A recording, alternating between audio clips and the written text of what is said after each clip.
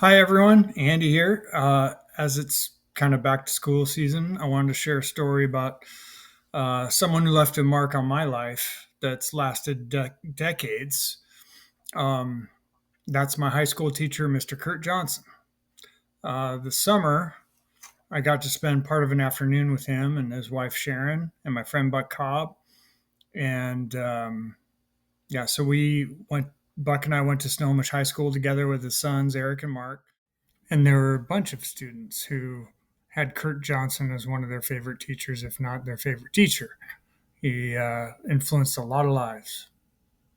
Mr. Johnson taught calculus and physics, but more importantly, he taught life. His humility and character are unmatched, coming from how he would share his own struggles and triumphs and life experience. Before teaching, Mr. Johnson had already been a person of extraordinary service. He was appointed to the U.S. Naval Academy and graduated with honors. Then he went on to lead a river patrol boat as a Navy lieutenant in Vietnam. They survived countless firefights, and these were usually over in minutes. But one fateful day, he and his men were caught in a sustained battle that lasted over 6 hours, which is well beyond what they were geared for in terms of firepower and ammunition. As a result, there were numerous deaths and gruesome casualties on both sides. Um, Mr. Johnson himself sustained multiple bullet wounds and shrapnel from mortar explosions. I remember him talking about, to radio for help, he picked himself up with his good arm, which only had one bullet hole in it. And it was at that time he made a promise to God that if he made it out alive, he'd dedicate his life to serving others. So after they had evacuated the rest of his men, he was eventually picked up as part of the recovery mission, recovery helicopter. Curt was presumed dead and was loaded with the other recovered bodies into the helicopter. And somewhere en route, one of the medics in the helicopter announced, "Hey, we've got a live one here." And Curt raised his hand up the best he could. And he woke up some days later in a U.S. military hospital in Japan.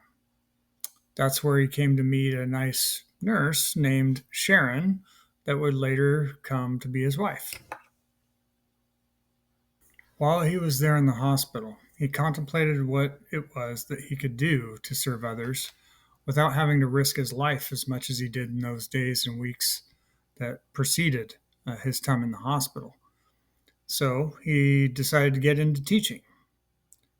That said, he also remained engaged in the Navy through the U.S. Naval Reserves. He'd done that through his teaching career on the down low as a captain in the Naval Reserves, working part time, but sometimes kind of full time. And he had a command of a ship group and was also involved in a variety of top secret endeavors, including things to do with high tech sonar and so forth, leveraging his science and engineering background. Some of that remains classified to this day, I believe. So yeah, so it's like you could pretty much make a movie out of his life. And Curt, if you watch this and I misstated, overstated, understated anything, uh, or shouldn't have stated anything, please let me know and I'll edit it. Thanks. When I broke my neck and was in really one of the darkest moments of my life, his story was a light for me. It helped me find hope and resilience when I needed it most. I remember lying in the water, unable to move, staring up at the sky and recalling conversations with him about faith, courage, and the promise that he made in Vietnam. All three of us, Buck, Curt, and myself, each had near death experiences to share with each other. And as we reflected on those and those countless people who had us in their custody, we just realized that we all face this reliance on others to various degrees throughout points in our lives, maybe not to such a dramatic level, but we all come to rely on others at one point or another. And if we're lucky, those people help us overcome something that was out of our control and we're better for their encounter with us. They say what comes around goes around. And to that end, we're also custodians ourselves as we go through life and have relationships and help others and so on. So this was sort of a profound reflection, just kind of coming from these memories that we were able to share together. Mr. Johnson retired years ago from teaching and the Navy, but his influence echoes through many. He once shared a story about a student who handed him a bullet on the last day of school, a bullet she'd planned to use on herself, but didn't, because of his kindness and care that was in always on mode. And in a moment that mattered, that moment saved her life. Teachers like Mr. Johnson shape lives every day, often in ways they'll never fully know. They're not just teaching subjects, they're shaping futures, saving lives, and being surrogate custodians for our kids.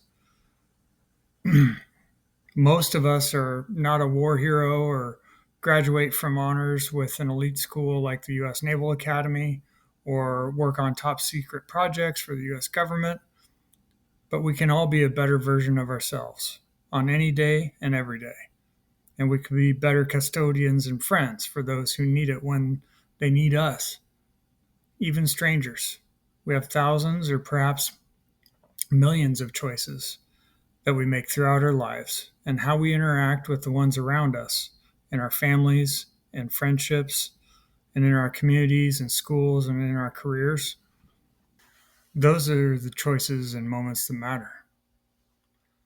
So, for all the teachers, coaches, and principals out there, you're entrusted with more than academics or sports. You're helping raise our children, guiding them through challenges and showing them what it means to live with integrity and compassion. The gravity of your role is immense, and I hope you feel the gratitude from all of us who entrust our children to you. But even when you don't, I hope that you choose to be a leader, not just of your academics and subjects, but in terms of character, how to be a better person, and how to be there in always on mode, because you never know when the moments that matter are happening. For parents, we entrust our children to teachers and schools and friends or friend groups, and I realize the precious little time we have at home together with them, and it's vital. I hope our kids can see school as more than a place to spend their days or as a social competition, but as a collaboration where everyone can rise together. I hope that we can collectively help our next generations learn respect and to value learning and to be careful with social media and friendships, to work hard, do good, and to be nice to people is better than the opposite. The world is changing faster than we can keep up with. For our kids, including my own, Ellie and Katie, learning and life is what we make of it. People like Mr. Johnson remind me and inspire me to be a better version of myself. I think we all need that in our lives, and we need to be that to others. And I'm reminded daily of how short and short and fragile life is. So to close this out, the lessons I draw from Mr. Johnson: to do good for one another, lift each other up, treat every person with dignity, and remember that your actions can change lives, save lives. If you have a teacher like Mr. Johnson in your life, consider reaching out to them and thanking them. And if you're a teacher, a parent, or even a student, remember the impact that we have goes far beyond the classroom. If this story resonates, please share it with someone who's made a difference in your life, and let's keep celebrating those who shape our lives for the better. Thanks.